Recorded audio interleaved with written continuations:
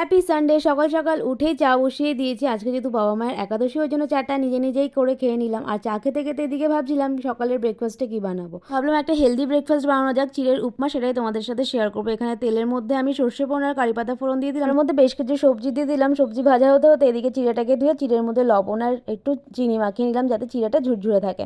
তারপর সবজি ভাজা হয়ে গেলে ওর মধ্যে চিড়েগুলোকে দিয়ে বেশ ভালো করে ভাজা ভাজা করে নিলে কিন্তু আমার রেডি হেলদি অ্যান্ড টেস্টি চিড়ের উপমা। তোমরা কে কী নামে বললো আমাকে কমেন্টসে অবশ্যই জানিও। তারপরেই বসলাম একটা র্যাক পরিষ্কার করতে। র্যাক পরিষ্কার করতে গিয়ে দেখি আমার এতগুলো লিপস্টিক সব ডেট ওভার হয়ে গেছে, তো সেইগুলোকে ফেলে দিতে হলো, কিছু করার নেই। যেহেতু বাবা মায়ের একাদশী, সেই জন্য দিদি লাঞ্চ পাঠিয়েছিল, ডাল একটা ভাজা, তার সাথে ছিল চিকেন আর ভাত, স্যালাড। এই ছিল আজকে সানডে স্পেশাল লাঞ্চ।